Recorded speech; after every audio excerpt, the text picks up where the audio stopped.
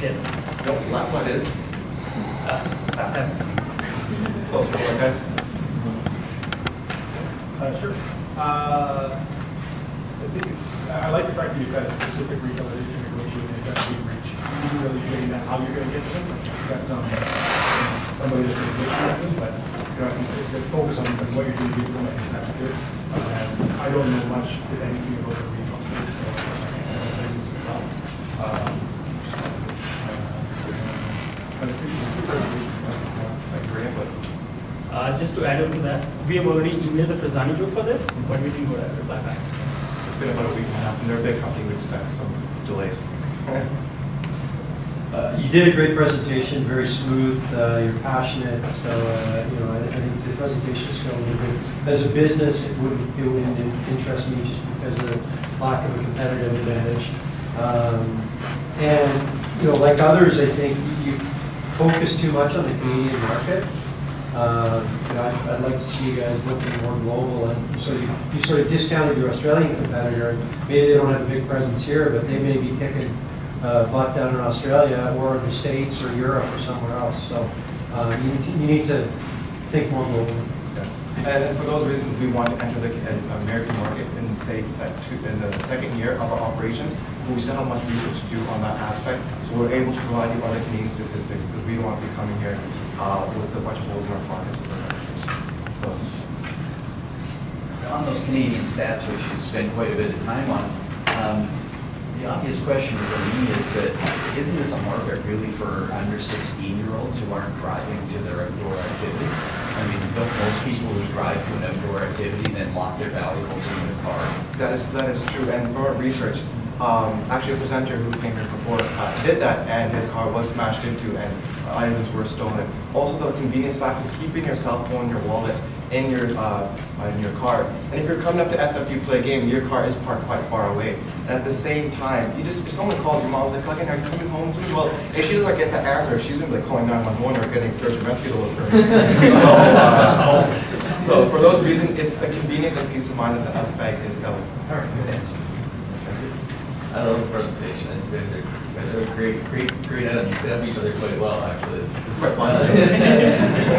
It's a pizza, that's for us. Yeah. So how many more members in the team do you have? We have 4 members right here, if you wouldn't mind. That's Aaron, Kevin, Kay, and Leo, and they did a great job on information, providing blueprints, building materials, and beautiful sketches that they filled in for us. But my own concern was that, like, what happens when this Sbag catches on? Let's say it's doing great in the market. What happens when, like, if these get savvy to this product and just bring a knife and just slice that hand off? Right? We consider that, and within our product there will be throughout the strap a little metal wire, right? And it can be cut through. But the fact is someone's bringing a huge nutcracker to a game and like not trying to look suspicious, they can stick out their hand and feed the nutcracker. It reduces the chance of the theft of your valuables. We're not saying you are invincible like Superman, but we're saying you're reducing your chances. And if anyone here has stolen stuff before, you know that you just want convenience. If you're looking at a bag strapped onto a pole and looking at some guy backpack on the ground, what are you going to go for?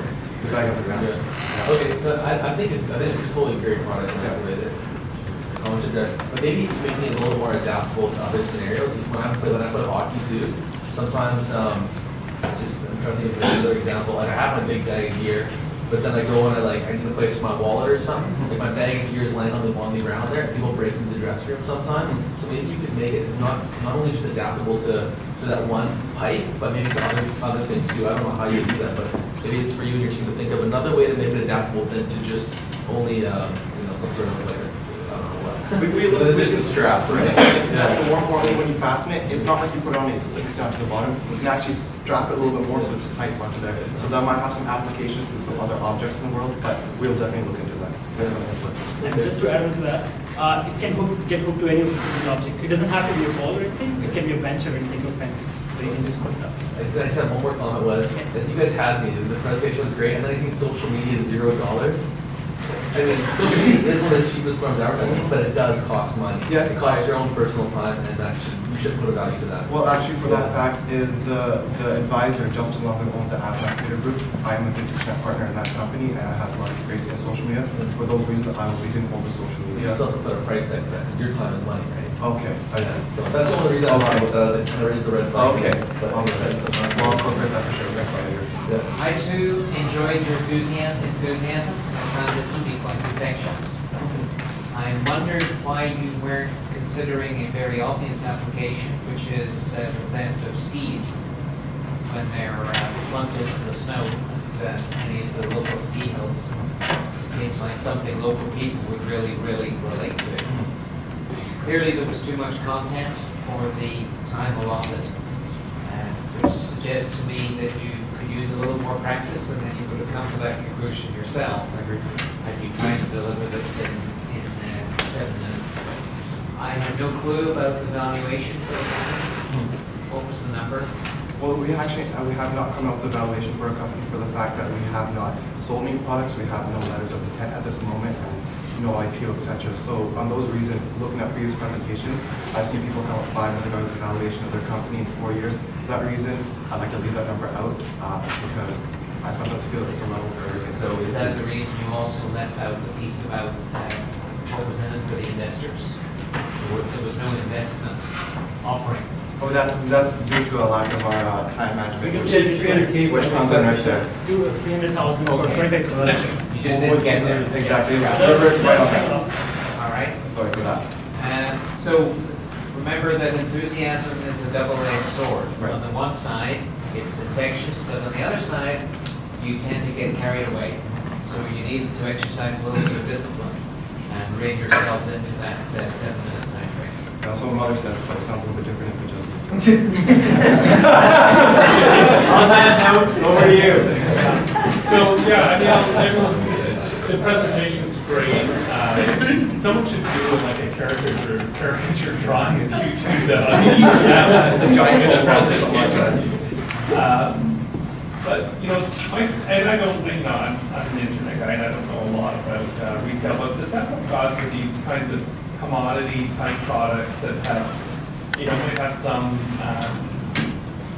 some use and fairly low barriers in terms of manufacturing and IP and all that kind of stuff, is that if it's going to work, it's got to hit the bullseye, and which means that it's got to go into a majority market. It probably doesn't have, there's probably not enough money. You've got to move enough volume that it's probably not a niche type application, which is usually what, where you can actually make a business go. So it's kind of a Hail Mary pass kind of a business deal, right? Which unfortunately means that I think you've got to sell a ton of these, which means you've got to make it in some kind of a retail environment, which means that you're probably going to have to spend a ton of money and take a ton of risk, and then hope that that there's going to be uptake. I mean, I'm pretty sure that if you manufactured 100 of these, you'd probably get 7 of your closest friends to buy some out of it from you for whatever. That's not a business, right?